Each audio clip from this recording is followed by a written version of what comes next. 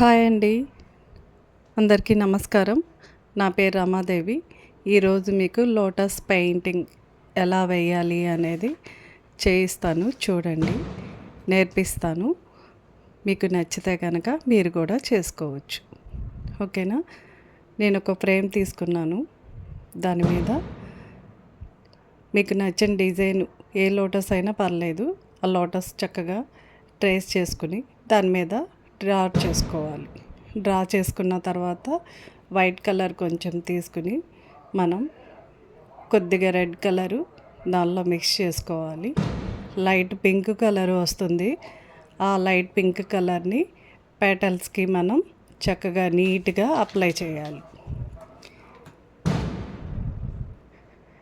ప్రతి పెటల్కి చక్కగా నీట్గా కలర్ వేయాలి.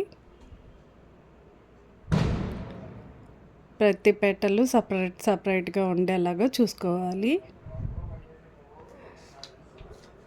అట్లా మొత్తం కలర్ వేసేసిన తర్వాత పింక్ కలరు, ఈ వైట్ కలర్ ఉంది కదా, ఆ వైట్ కలర్లోనే మిగిలిన కలర్లో ఏం చేయాలంటే కొద్దిగా కలరు మిక్స్ చేసుకోవాలి. అంటే కొద్దిగా 1 డ్రాప్ కలరు రెడ్ కలరు వేసామనుకోండి, కొంచెం డార్క్ పింక్ వస్తుంది.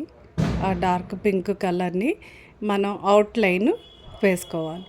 అవుట్లైన్ వేసి స్ట్రోక్స్ ఇస్తూ ఉండాలన్నమాట.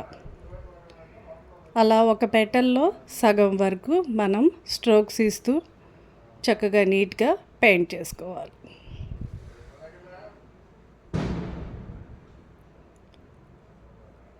ఇది మొత్తం మనం కలర్ వేసేసాము. ఫస్ట్ కలర్ అయిపోయింది. ఇప్పుడు రెడ్ కలర్ తీసుకుని 1 డ్రాప్ కలిపి ఈ కలర్ని మొత్తం మనం పెటల్స్ అన్నీ అంచులు ఉంటాయి కదా, ప్రతి అంచుకి చక్కగా స్టార్ట్ చేసి కొంచెం కింద వరకు స్ట్రోక్స్ లాగా ప్రతి పెటల్కి లాగాలన్నమాట. కలరు ఒకసారి మిక్స్ చేసుకోవాలి. ఫ్లవర్కి ఎంత కలర్ సరిపోతుందో అనేది మీరు తీసుకోండి. అంటే ఫ్లవర్ని బట్టి తీసుకోవాలి కలర్స్, ఎన్ని డ్రాప్స్ పడుతుంది అనేది. నేను 4 డ్రాప్స్ తీసుకున్నాను. ఆ 4 డ్రాప్స్లో ఈ కలర్ మిక్స్ చేసుకున్నాను. అట్లా పింక్ కలర్ ఇవ్వాలి, తర్వాత రెడ్ కలర్ ఇవ్వాలి, మధ్యలో ఎల్లో కలర్ ఇవ్వాలి. స్ట్రోక్స్ లాగా మనం అప్లై చేసి చక్కగా నీట్గా లైన్స్ డ్రా చేయాలి. ఇట్లా ప్రతి పెటల్కి కూడా చక్కగా నీట్గా ఏ పెటల్కి ఆ పెటల్ చక్కగా నీట్గా వర్క్ చేసుకోవాలి.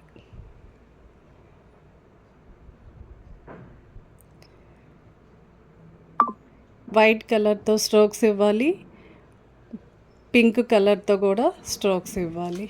బ్రిలియంట్ పర్పుల్, ఆ పర్పుల్తో కూడా సేమ్ ఇలాగే అన్ని పెటల్స్కి స్ట్రోక్స్ ఇవ్వాలి. మనకి red, brilliant purple, white, yellow colour, green colour, brilliant purple colour సరిపోతాయి. ఇట్లా బ్రిలియంట్ పర్పుల్ కూడా వేసుకుని మధ్యలో కొంచెం వైట్ స్ట్రోక్స్ వేసుకుని మనం పెటల్స్ మొత్తం స్ట్రోక్స్ ఇచ్చిన తర్వాత ఎల్లో కలర్తో కింద కొంచెం లైట్గా షేడ్ చేయాలి. ప్రతి పెటల్కి చేయాలి.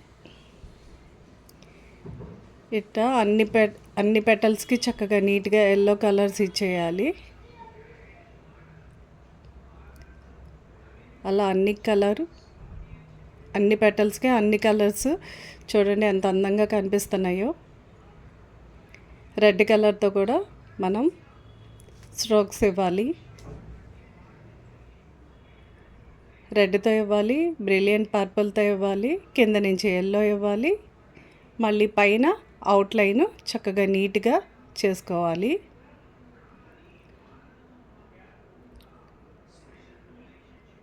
చూడండి ఎంత బాగుందో.